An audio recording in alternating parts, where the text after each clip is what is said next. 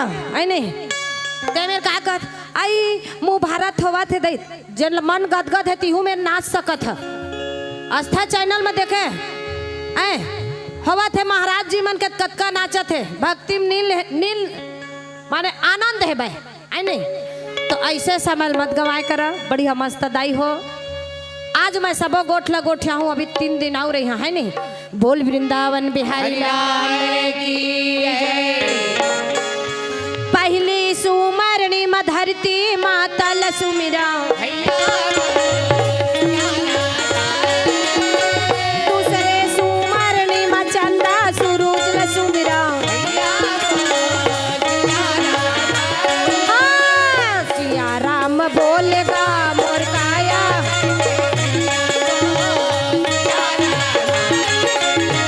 सिया राम बोलेगा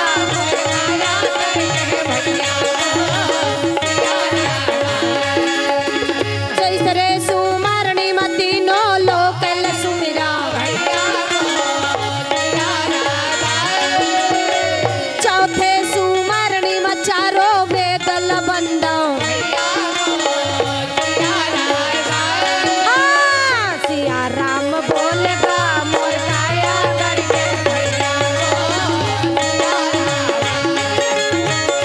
सिया राम बोलेगा मोर काया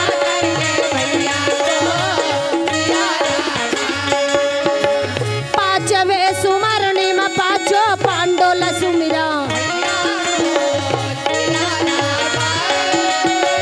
छठे सुमरणी में छवि लाल बंदा सिया राम बोलेगा मोर काया गड़के सिया राम बोलेगा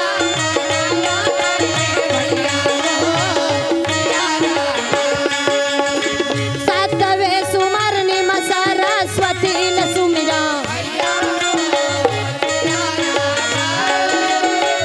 आठवे सुमरणी में अष्टभुजी सुमिरा सिया राम बोलेगा मोर काया गड़के सिया राम बोलेगा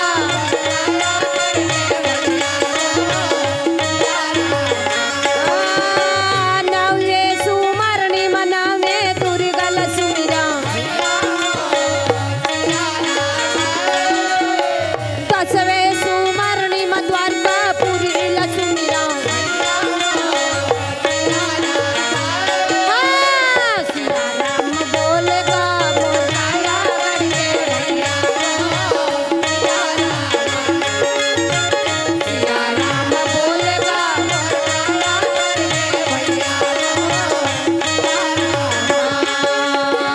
सिया राम बोलेगा मोर काया गड़के सिया राम बोलेगा मोर काया गड़के बोल वृंदावन बिहारी लाल की उमापति महादेव की पवन सुत हनुमान की बोल आचार्य महाराज की बोल वृंदावन बिहारी लाल की गाइए हो गाइए जी गणपति जगत गाइए हो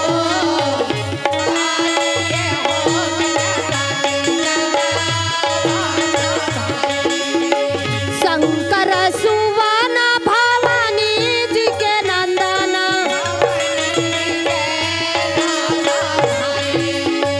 शंकर सुवन भवानी जी के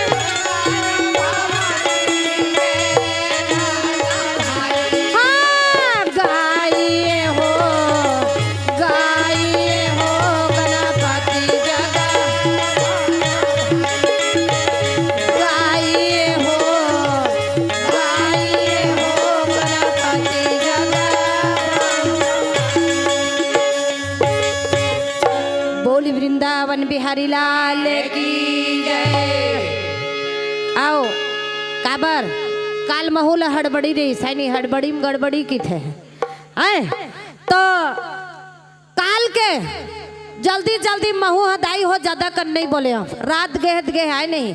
नहीं दिन गए रात नहीं गए उल्टा उल्टा बोल डर थोकरे से ती ज्यादा नहीं बोला है नहीं तो सुंदर काबर यहाँ कतका सुंदर महाशिव पुराण कथा होवत है बे का कहेगे हबे बड़े भाग्य मानुष तन पावा और सुर दुर्लभ सब ग्रंथ ही गावा 4,84,000 योनिल भुगत के हम मानुष तन ल पाए हबन तो ऐसे समय ला मत गमाए करो काबर माता के कोख में 9 माह तक ले रही थन मल मूत्र में उल्टा गोड़ लटके रही थन ओतका बेरा भगवान लगे थन हे भगवान अगर ये नरक कुंड ले भाई माइक वाले अब काल के सेटिंग ला बता दे हो कैसे टेढ़गा बेड़गा होगेगा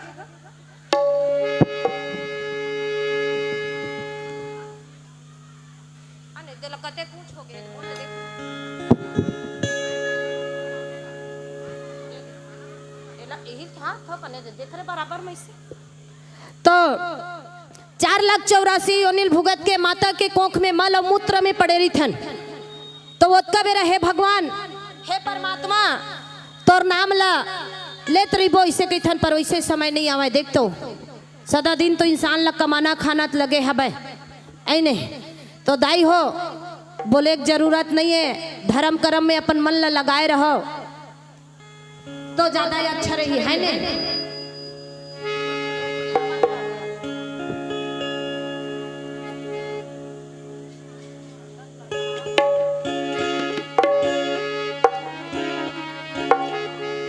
बोल वृंदावन बिहारी लाल की पर सना ना ना ना ना ना ना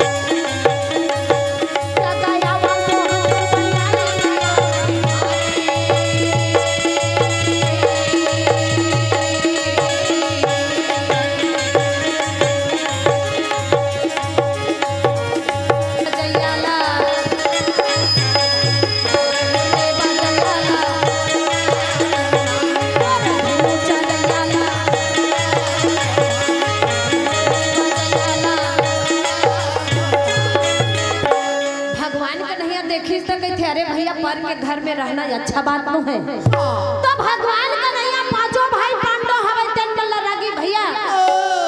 राजा दुर्योधन हस्तिनापुर में विराजमान हो गए और हस्तिनापुर में विराजमान होए के बाद में रागी अब ऐसने रहा राज्य में रहा ऐ नहीं तो राज्य में रहा तो कहे भैया कम से कम ज्यादा नहीं जी 5 ठन गांव ला वाला दे देते राजा दुर्योधन हवे तेन का करत है रागी भैया 5 ठन गांव ला देवत है और एक प्रश्न लगावा एक नारी के कारण में पांचों भाई पांडव हवे तेकन मरना निश्चित है भाई अतला सुना थे भाई भगवान कन्हैया देवर्षि नारद हवे तेन का करत है रागी भैया कि ये श्रापित जमीने कहे ये मां काबर श्राप है भाई एकर से तीने काबर ऐसे होना चाहिए तो कोने हमर पत्रकार चिट्ठी दा कहा दे भैया कौन हरे रागी देवर्षि नारद देवर्षि नारद हवे तेन हा भैया विचार लगाए लगी कहे ये कैसे करो का कह के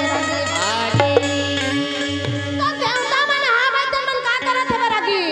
नारद दे मुनि तोरा चले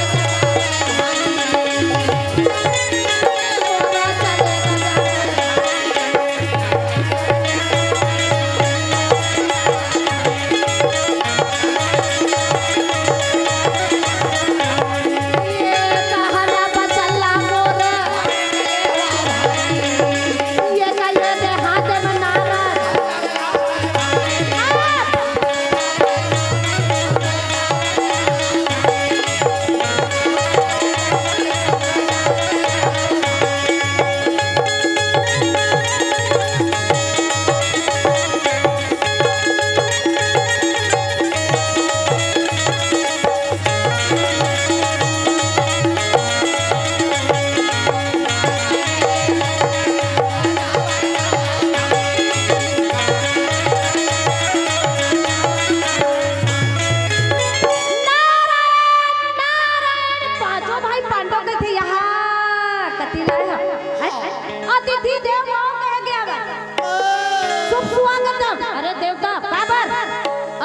ही देवता है रागी भैया। हाँ जी। पांचों भाई पांडव हवे तन डंडा शरण गिरत हवे। देवर्षि नारद देखी तो मन में ओकरो गदगद हो गए हो। बड़ सेवा भावे बड़ भाव भजने तो रागी भैया मेहमान ला सुंदर मस्त खाना पाना पिला के और 5 सुपारी दे के देवर्षि नारद ला बोले के हे परमात्मा हाँ जी। आप मन कैसे मोर घर में आना होई से बे। देवर्षि नारद हवे तन का कहत है रागी बेटा के आए हो वैसने भगवान कन्हैया मेर चर्चा होई छी। अब भगवान कन्हैया मेर जब चर्चा होई तब भगवान कन्हैया के थे आए हतन काम लो में जान रे मैं तके थे कैसे त जब सबो बात लते जान डर त फिर मोला काबर बुलाए मुरारी। एक जन बना सियानी नहीं होवे ये 4 के काम में 4 दरी बना थे भाई। भगवान कन्हैया वृंदावन बिहारी बांके बिहारी गोवर्धन धारी हवे तन का करत है भाई रागी। ओ कर्मन के नियम बांधा था 72 दिन के जो नियम के उल्लंघन कर ही नहीं पर यद साले मोरा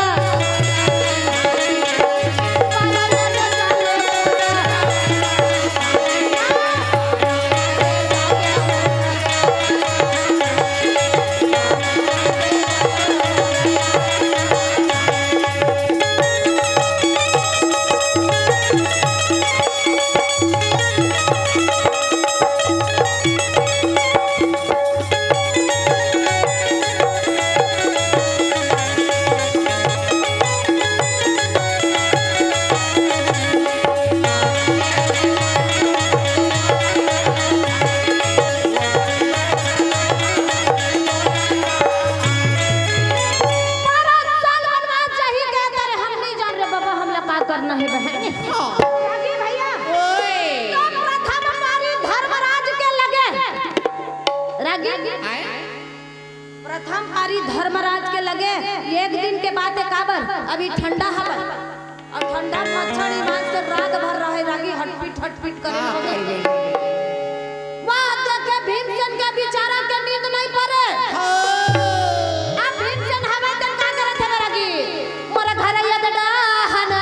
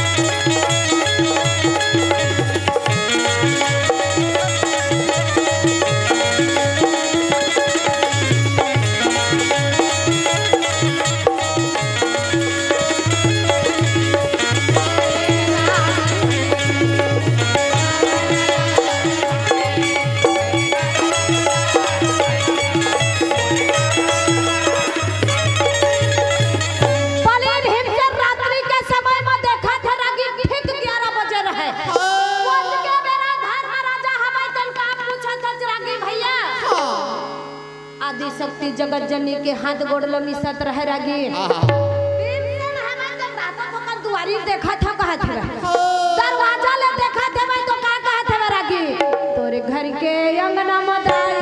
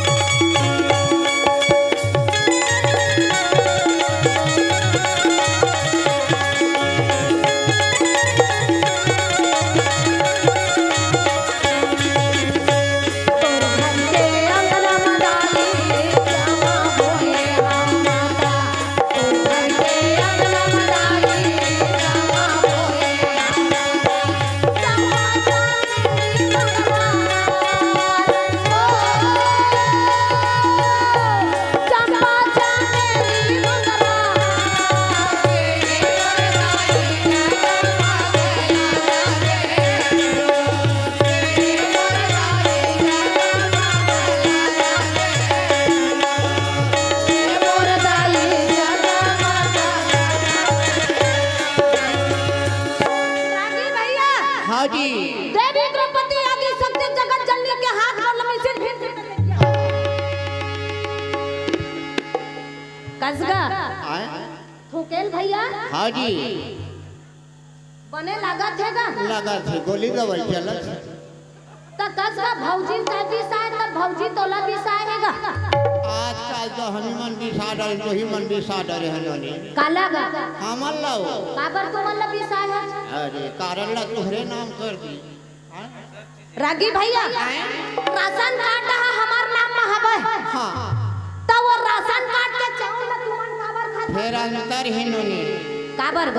हमन खाथन सरना के तुमन खाता पलाटी गिला तबे फुगवर आवर फूल गए हजो रागी भैया ओए ओइसनच कई था त है नहीं फुग्गा बराबर फूल गए हज कई के कैसे करो अब दीदी सब सुन ले रहा हम अपन घर में जाहू और सब जन तुरंत गदल तुरी गदल कई है।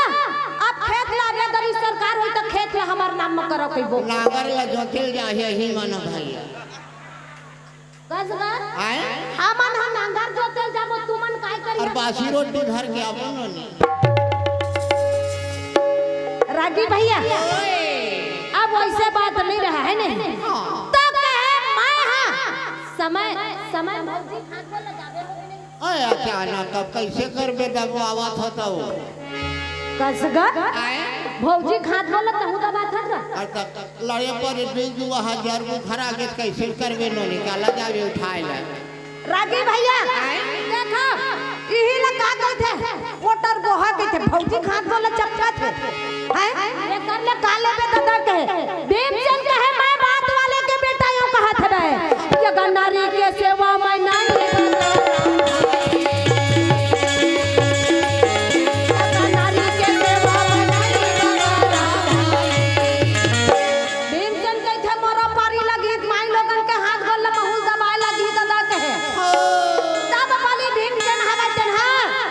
सोचे सोचे के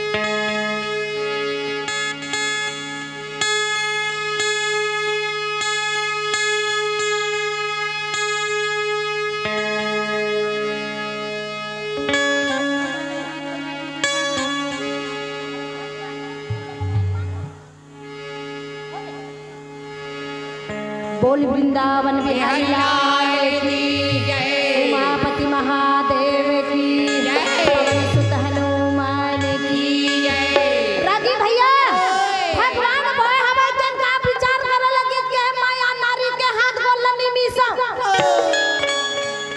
पर पारी लगी 3 दिन बहुर हाथ गोड़ दबाई लगी दादा भीमचंद चिंता के बीमारी हो गए। हां जी एक दिन दाई के दाई भीमचंद के थे काए बेटा दुबराय मुह लगथा जगह कहे हां तो कहे जा डॉक्टर के पास में डॉक्टर के पास में जाते भाई तो डॉक्टर बीमारी बताते वैद्य के पास में जाते तो वैद्य हमें वो बताते तो कहे बेटा कहीं मत जाता तो कहां थे रखिए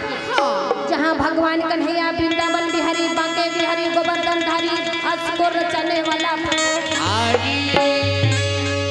अरे जहां भगवान कन्हैया वहां जाके तो भीमचंद कहे यही में गड़बड़ा थे जी बात है कहते कैसे कहा थे मेरा भगवान कन्हैया ये सोचे लगी चरगी भगवान कन्हैया के घर में बलि भीमचंद हवे तन जात हवे और जात हवे तो का कहत हवे रगी मुख मुरली बजा मुख मुरली बजा फोटो से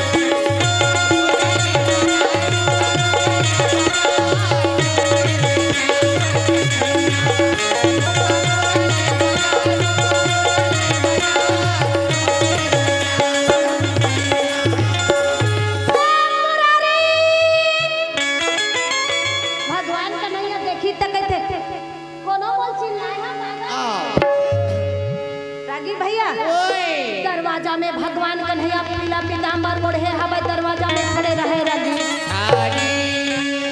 अब वो गले सुन के कह गया मुरारी मुरारी हवे तेल लगी थे ये हाथ में सुआ के पिलवा धरे हमार के धंजिया थे तेल बता दे। भगवान कन्हैया की थे इज बात हल कर है जी की थे का बात अरे सुआ के पिलवा हमार के कहिया तुड़वा दे आओ जिया थे कहिया दयाल घेंघाला मसक दी कैसे करो मैं हाँ बलि भीम से आजकल सुना थे मैं तो भगवान कन्हैया के भीम के हमार घर 56 प्रकार के भोजन बने आओ भोजन कर लो के बलि भीम से सुंदर भोजन पान खिलावा थे बैरागी। अब भोजन पान खवाए के बाद में अब मुरारी हम के देख जी के है हमार ये देवरी खुर्दा में इतना सुंदर मस्त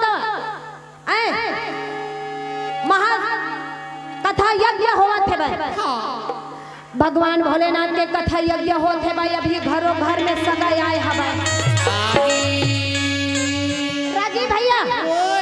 हमार देवरी खुर्दा में महाशिव पुराण कथा हुआ थे भाई तो घरों घर अभी सगाई आए है कि नहीं आए सब घर आए हैं रागी भैया तक है भैया तय मरबे ठंडा पाए काबर मरबे ते कर लेते राते रात बलि भीमसेन अपन घर चल देते। बलि भीमसेन हाँ भाई ये बात जब सुना थे भाई तो काय कहत रागी बिनियादर के पाहुना बिनियादर घर जा अच्छा मुरारी भात बोला पशु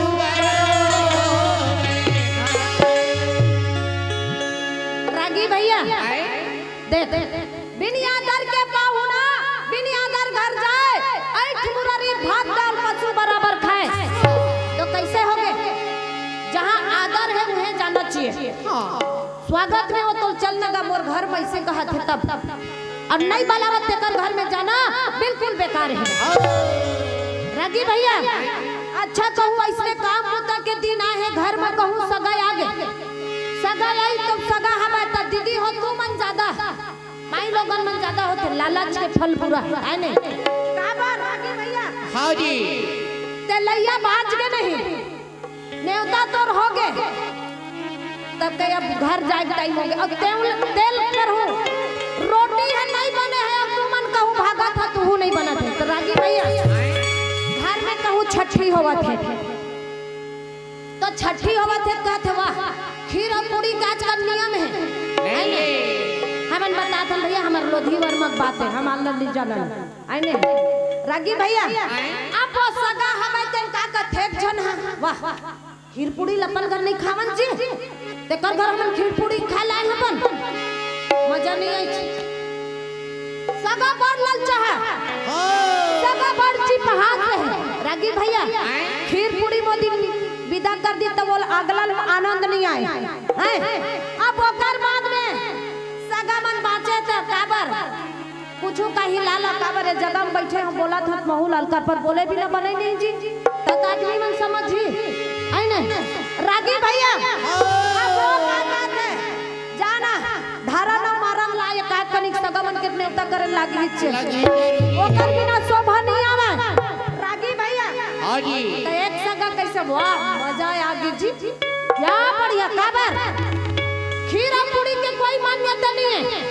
अब वो खवा दी कब मजा आ गया भाई क्या बढ़िया वो झूमत रहे काहे के मगन भाई अब वो सगा है मैं तेन रागी भैया दूसरा दिन जी छूटता ज्यादा रही सो तेन रही के आऊ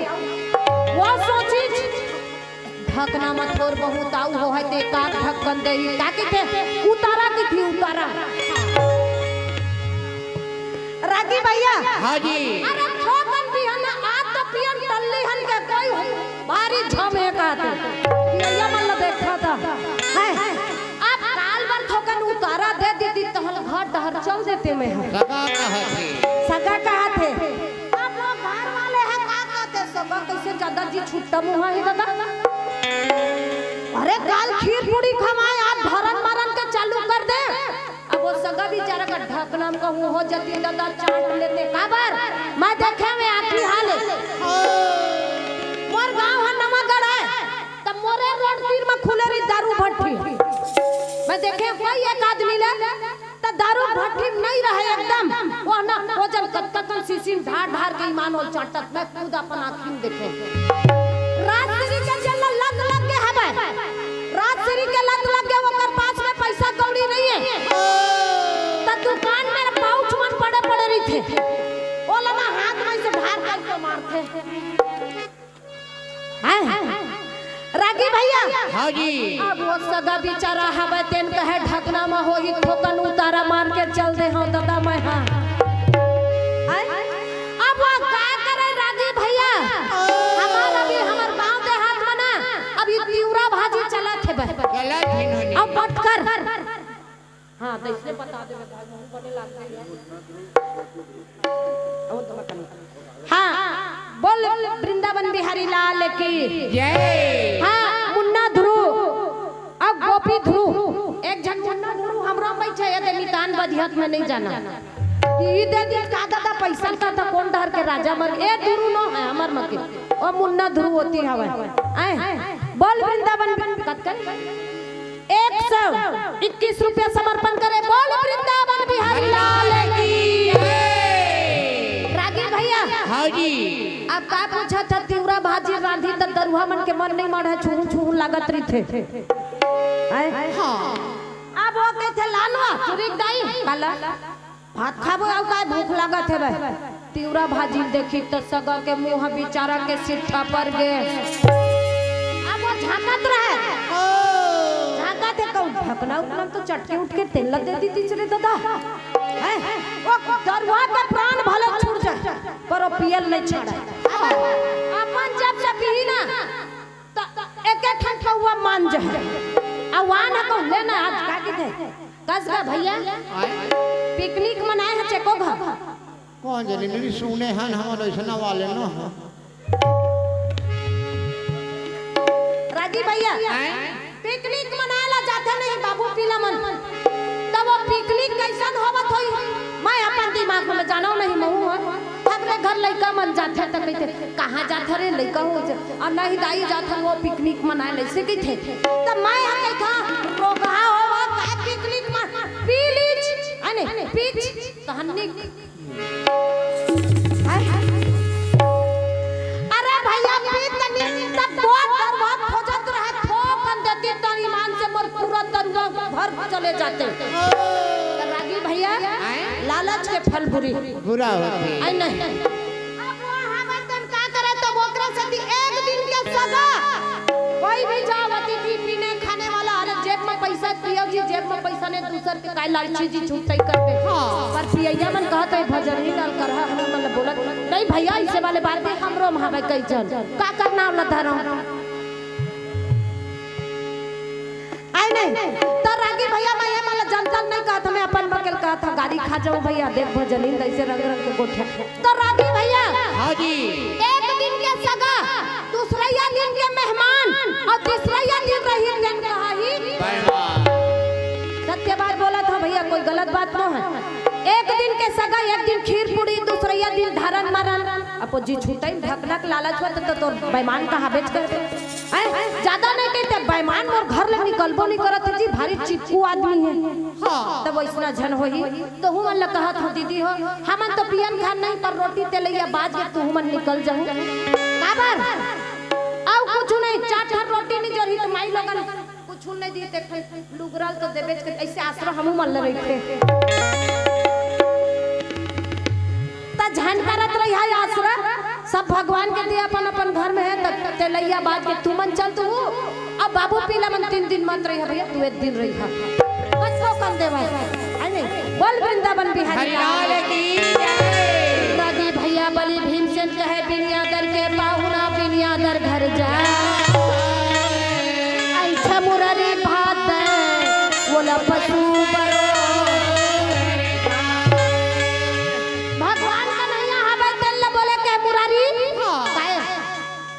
नहीं राखत जी मोलक जी अरे हमारे घर भैया बता था बन कत्ता बढ़िया शिव महापुराण कथा यज्ञ होते और घर में सगा है आऊ आगे तब सगा अभी जाऊं तक मत ककरो घर माय मई के तक मत जाओ काबर अभी कथरी कंबल कम है हवाई के नहीं कथरी कंबल कम है ओता सगा जात दू जन काबर घर वाले अपन आटू धरे कथरी ओढ़ला अब सगा के है तो घर वाले का के लाज ले ना ओढ़ ले ना लाद दो इसे के काबर लाजे का नहीं आई नहीं अब ताला ठंडा मारा था जो घर वाले बेचारा मतलब तक ठंडा मार दे आई नहीं तो ऐसा जन हो दीदी ठंडा रही मत जाओ गर्मी आई तो चल तो गर्मी आ तो आदमी लत लगे कूलर पंखा चाहिए आई नहीं तो ये प्रकार के होते तो बलि भीमसेन हवाई तन कहे मैं तेरे घर में नहीं रहा मुरारी कहे भगवान कन्हैया वृंदावन बिहारी बांके बिहारी गोवर्धन धारी राज को रचने वाला प्रभु इंसान ला थोड़ा से का हो जरागी इंसान ला घमंड हो जाते का कहते थोड़ा हो के बनिया को एक गांठ हर दिल पा के दे बनिया आए हो तेरे मन जन कहिया भैया बात है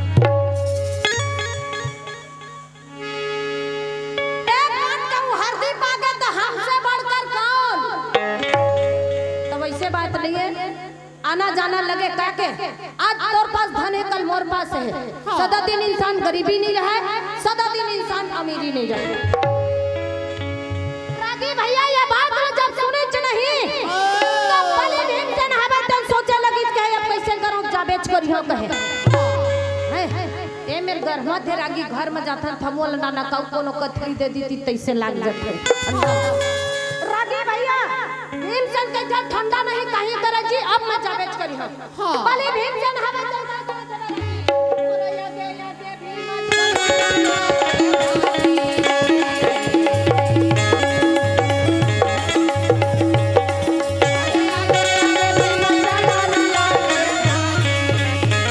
भीमसेन के बिल्कुल नहीं रहन जी बात वाले बेटा हम कहे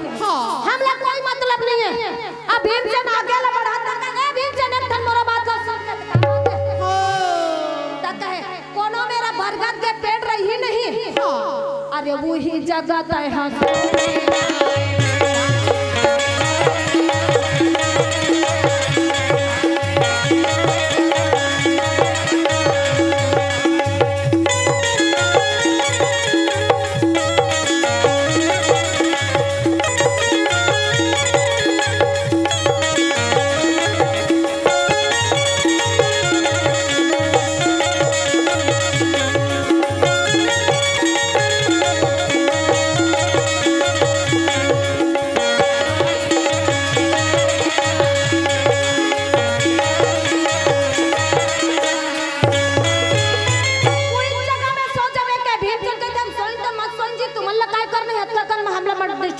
भैया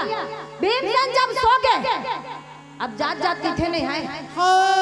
सबसे बड़े भूख और भूख से बड़े नींद होते कि नहीं होवे इंसान लोग कतनो कष्ट क्यों ना रहे फिर भी आंखिन झपकी आही इंसान ले अगर कतको भारी कष्ट रहे शरीर में भैया ज्यादा नहीं तो उसका सफल स्वास्थ्य के लिए अपन स्वास्थ्य के लिए अपन सेहत के लिए थोड़ा नहीं ज्यादा नहीं तो थोड़ा थोड़ा चाहिए भोजन है नहीं अब भोजन है पर ही तबे ऊर्जा है बढ़ी तो बलि भीमसेन नींद आला धर ली अब नींद आला धरी तो बताते सियान दादा हम जाना नहीं काबर अभी ऐसा समय अब ऐसा नहीं आए हवे बताते तो नींद आते कहते ना तो नींद हमार घटिया नहीं देखत रह जन में पाते तेन में नींद आ जाते हमारा सन आदमी कहू नींद आ नहीं दे मर घटिया कही ताऊ हमार आंखी टक टक लग जाए डर के मारे रागी भैया हां जी सबसे बड़ी अकबर जी और जीव से बड़े भैया डर आदमी डर में हार्ट अटैक आत है नहीं रागी भैया सुनता आ गया इसने हमार गांव में हमार पारे तीर में झंडोकरा बाबा रहा है ओ रहा गोवर्धन ना रहो ओ बेचारा देख जवान से लेके बुढ़ापा तक के औलाद का डर अपन नाम के हमार घर दरिया पार में हवा है अब तो आए घरों घर में सब सुविधा बनी से बैठ टोकरा ला ये रोज टोकरी ले गए कहां दरिया डहर अब वो जात रात कम जाए दिन मन नहीं जाए त टोकरी हर रोज के गाड़ी देते के टोकरा वो दिन बड़े हिम्मत करी गोवर्धन अब गोवर्धन हिम्मत करी त काहे हमर गांव देहात में बोइर के कांटा रही थे भैया बड़ है नहीं हां दरिया के पार में बोइर के कांटा रहे लागी भैया अब टोकरा 200 है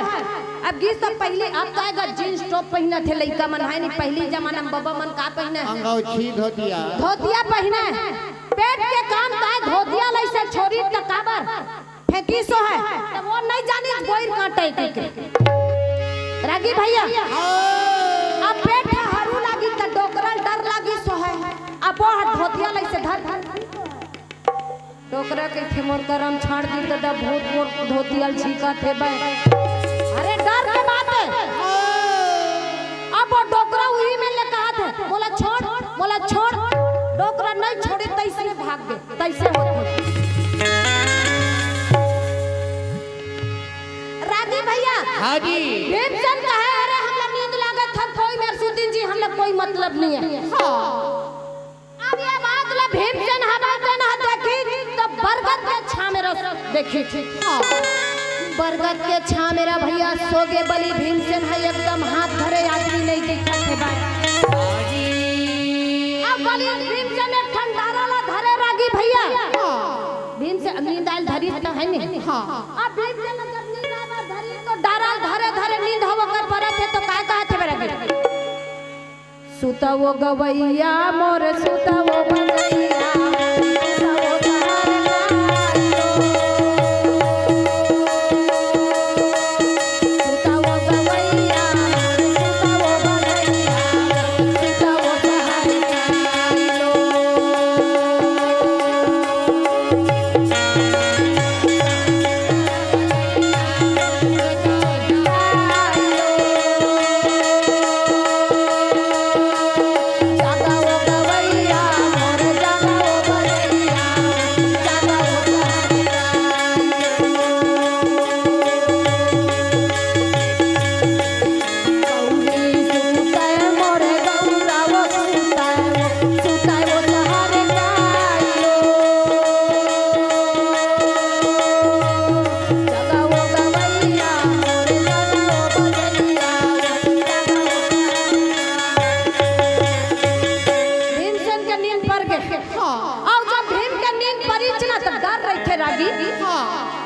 जिंदगी के बहुत गुस्सा रही थे वो कबर इंसान कहां से कहां नहीं पहुंच अब वो कर बाद में रागी भैया नींद है जब परे पर धरिच नहीं तैसे झांक के देखा तो चारों तरफ लाइट लगे रहे भीमचंद कहते थुकेल भैया हाँ जी सपना देखा तो बागों में है सपना नहीं देखा था सबके लिए रागी भैया सिंहासन लगे हवे सिंहासन में 56 कोटि देवी देवता पूरा विराजमान हो रहा 56 कोटि देवी देवता विराजमान होए हवे भैया तो का करत है भीमसेन हवे तेन सबसे ऊंचा सिंहासन हवे तेन में कौन हवे रागी भैया सबसे ऊंचा सिंहासन हवे तेन में आदि शक्ति जगत जननी हवे तेन रागी नवगढ़ ले माता नव रंग चुनरी तोर बर नाना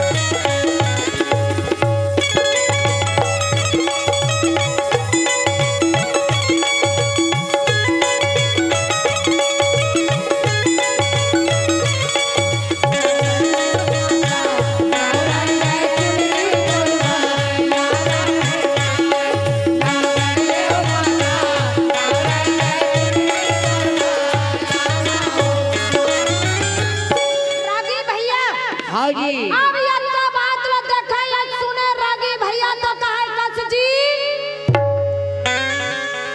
हमार घर देवी द्रौपदी टोन ही है दादा।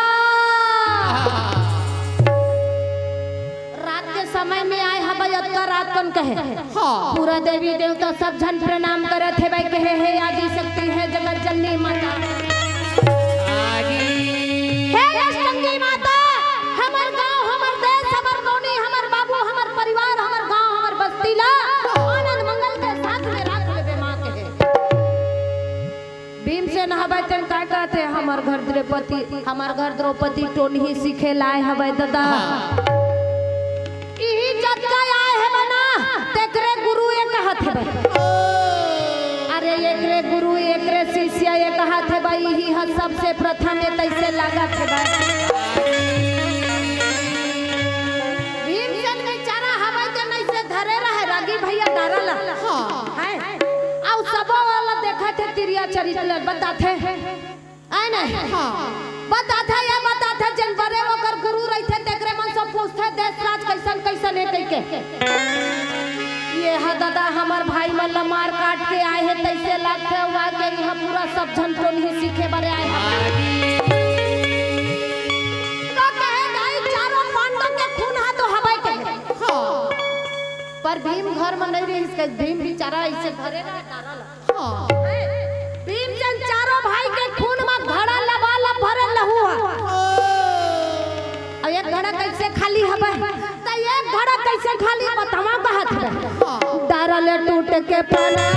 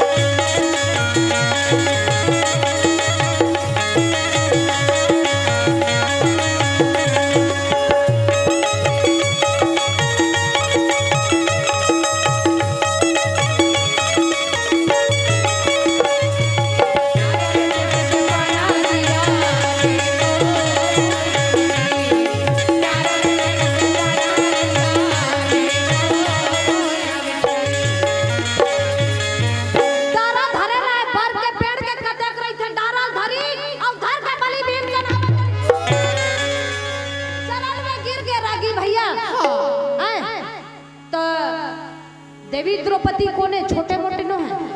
देवी द्रौपदी आदि शक्ति जगत जननी है रागी भैया चरण में गिर के तो पूरा देवी देवता अंतर ध्यान हो गए रागी भैया भीमसेन मन में सोचे लगी कि नारी हवा तना आदि शक्ति हकीकत अभी भी पर वैसन कहाँ है रागी भैया काबर बाबू पीला मन पिए खाया था नोनी दाना दान देवा थे भाई रागी भैया सुबह सो के उठा थे भाई और सुबह सो के उठ के झाड़ू पोछा सब डाल लगा थे महिला वो कबीर कोने झाड़ू दादी के रूप में स्नान ध्यान करके आवा थे सब जानवर भोजन बना के सब जन बड़ा प्रेम के साथ में भोजन खिलाते कबीर कोने नारी हम मां के समान हो नारी हम तेन अपन कंगी करत है अपन श्रृंगार करत है मांग में सिंदूर डालत है वो कबीर नारी कोने तन नारी हबतन देवी के समान रागी भैया और नारी कत्ते नारी रात के ही नारी नारी कहा जाती रागी भैया ये प्रकार के भीमसेन के भगवान और से कत्ता भारी गलती हो गए परमात्मा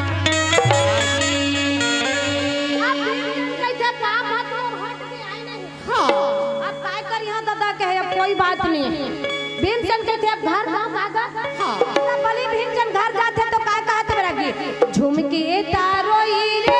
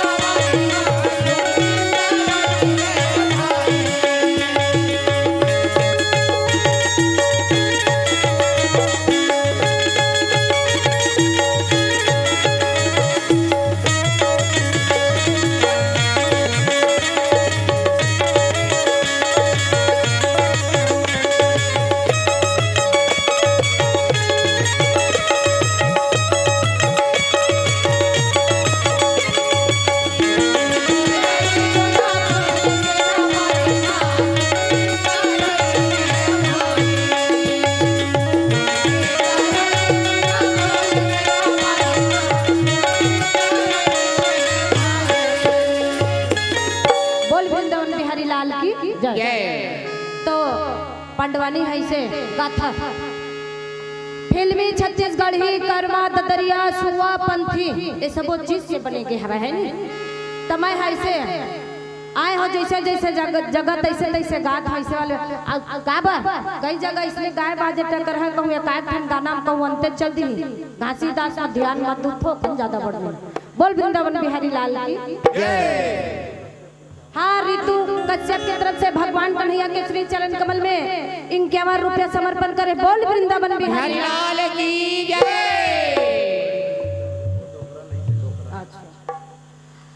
इतवारी ध्रुव ओकर तरफ से भगवान कन्हैया के श्री चरण कमल में 51 रुपया समर्पण करे बोल वृंदावन बिहारी लाल की जय। ध्रुव परिवार की गोड़ बन के गोड़े में रेंगा था नुकरे जय जयकार करबो तबे ठीक तो आओ थोकन आए मंगल आरती कर लीन है नहीं आ तुम काल के सूचना दे हां झोला में नहीं ला हदाई काठा में लाले है कट्ठा चाउर के हेरे देख जाबे नो नी तो कैसे नहीं का आए तो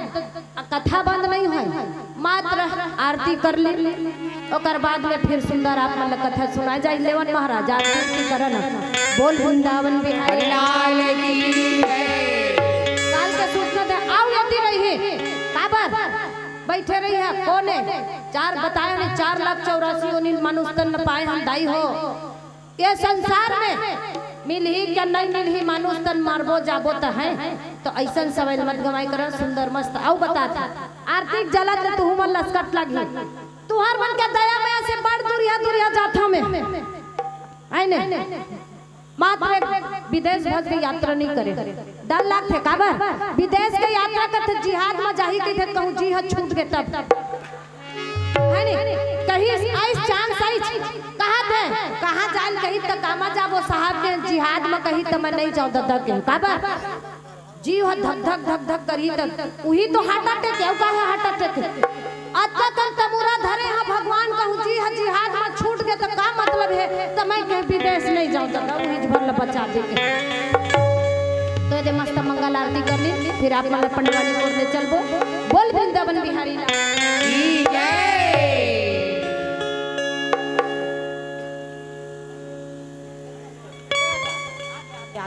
बोल वृंदावन बिहारी लाल की जय। ज्यादा बड़ नहीं काबर कथा कहे लाए हम अतेक लंबा नहीं लेना है मोला नान नान मैं ज्यादा बड़ नहीं ला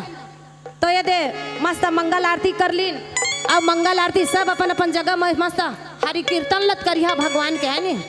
बोल वृंदावन बिहारी लाल की जय। सब सखिया न मिल के करते आरती कुंज बिहारी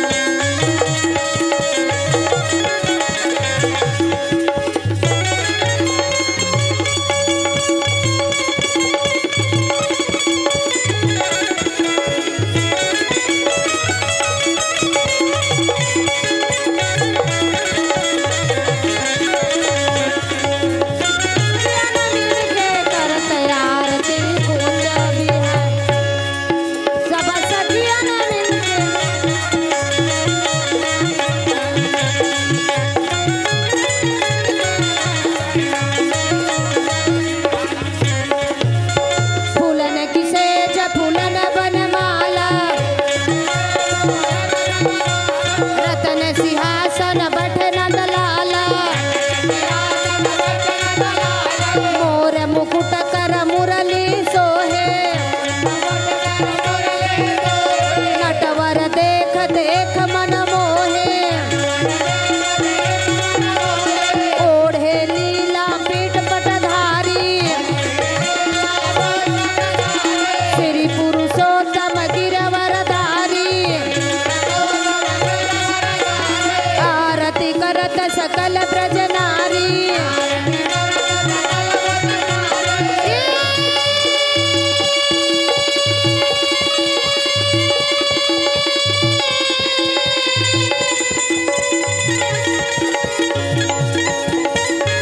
कुंज बिहारी की नटवर धारी की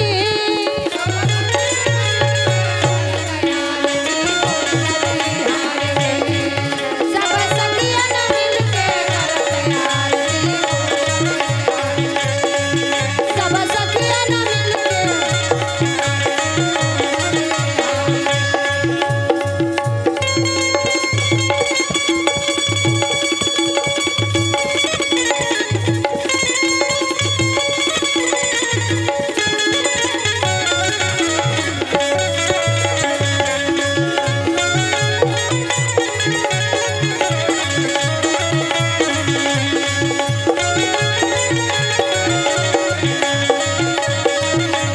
सब सखियन मिलके करत आरती